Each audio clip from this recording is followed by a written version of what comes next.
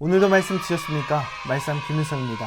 오늘은 사사기 4장 11절에서 24절까지 말씀을 가지고 함께 은혜를 나누겠습니다.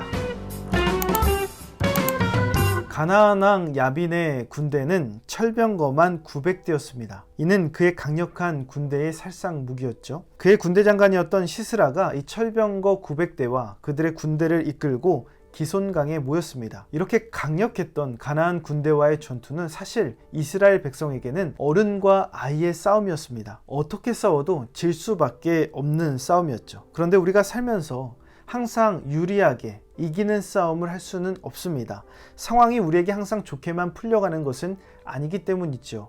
불리한 상황 속에서도 우리는 승리할 줄 아는, 그리고 그 승리를 만들 수 있는 방법을 알아야 됩니다. 드보라와 바락은 지는 싸움에서도 승리할 수 있는 방법을 알았습니다. 우리도 이 방법을 안다면 지는 싸움에서 이길 수 있다라는 겁니다. 이 방법이 무엇입니까? 첫 번째로 지는 싸움에서 이기는 방법은 내가 싸우지 않는 겁니다. 군대 장관 시스라는 전쟁의 도 같은 사람입니다. 거기에 철병거 900대는 거의 무적을 상징합니다. 어떻게 이길 수 있습니까? 내가 싸우지 않고 나는 연약하기에 더 강한 존재가 싸워주면 되는 겁니다. 즉 내가 싸우는 것이 아니라 하나님께서 싸우시게 하면 되는 겁니다. 나는 질 수밖에 없지만 하나님은 이길 수밖에 없으십니다. 15절 말씀, 여호와께서 바락 앞에서 시스라와 그의 모든 병거와 그의 온 군대를 칼날로 혼란에 빠지게 하시매 시스라가 병거에서 내려 걸어서 도망한지라. 누가 시스라의 군대를 상대하고 있습니까?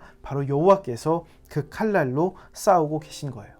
칼날로 혼란하게 하시고 칼날로 그 병거와 그 군대를 치시니까 철병거 900대가 무용지물이 된 겁니다. 시스라가 그 철병거에 내려서 도망하기 시작했습니다. 전투에 있어서 장애물이 사라진 것이죠. 그러게 하나님이 싸우시면 절대적인 열쇠가 승리의 열쇠가 된다라는 겁니다. 철병거에서 내린 시스라가 도망갔죠. 철병거가 없으니 전투력이 급하락합니다. 결국에 시스라는 도망가기에 급급합니다. 16절 말씀해 보십시오.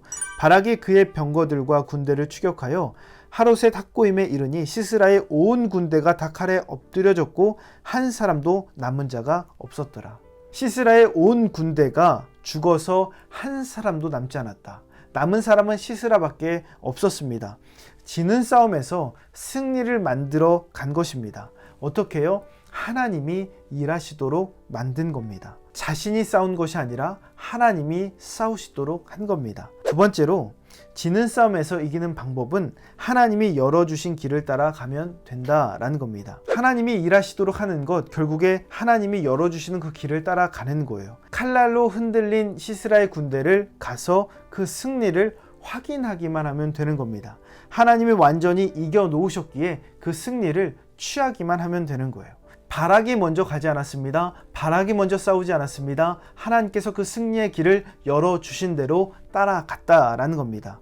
시스라가 도망쳤죠. 바락의 눈에서 사라졌습니다. 그런데 바락이 시스라를 쫓는 그 과정에서 한 여인이 바락에게 찾아와서 시스라의 행방을 알려주겠다라고 합니다. 22절 말씀, 바락이 시스라를 추격할 때에 야엘이 나가서 그를 맞아 그에게 이르되 오라, 내가 찾는 그 사람을 내가 내게 보이리라 하매 바락이 그에게 들어가 보니 시스라가 엎드려 죽었고 말뚝이 그의 관자놀이에 박혔더라. 야엘이란 여인이 바락을 부릅니다.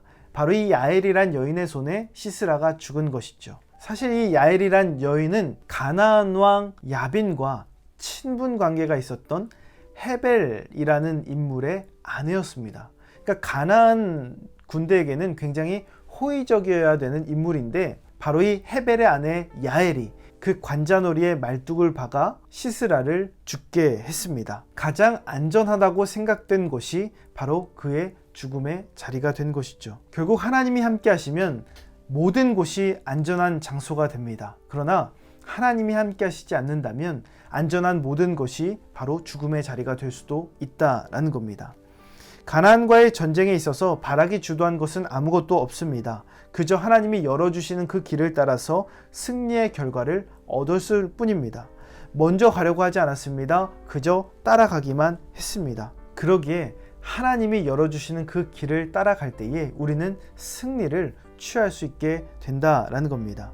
때로 불리한 싸움이 우리의 인생에 펼쳐질 수 있습니다. 그러나 그때 두려워하지 말고 하나님의 말씀에 기록된 대로 우리가 살아가면 됩니다. 하나님밖에 없지요. 내가 해결하려고 하는 것이 아니라 하나님께서 싸우시기를 기다리면 됩니다. 하나님께서 어떻게 싸우시는지, 하나님께서 어떻게 역사해 주시는지 잠잠히 서서 보면 된다라는 겁니다. 그 길을 따라갈 때 우리는 승리를 취할 수 있게 됩니다. 그리고 오늘도 하나님의 말씀에 따라서 승리하시는 저와 여러분 되시기를 주님의 이름으로 축원합니다. 몇 가지 묵상 질문 알려드립니다. 여러분의 능력으로 해결할 수 없는 어려움을 만났을 때가 있습니까? 하나님이 싸우시도록 여러분의 삶의 주도권을 넘겨드리고 있습니까? 여러분은 순리대로 하나님을 따라가십니까? 아니면 앞서 가십니까? 이 묵상 질문을 곰곰이 생각하시면서 오늘도 실천할 수 있는 구체적인 계획을 세워보시기 바랍니다. 오늘 말씀의 내용이 도움이 되셨다면 좋아요와 구독 꼭 눌러주시고 이 말씀이 여러분의 삶이 되기를 예수님의 이름으로 축복합니다.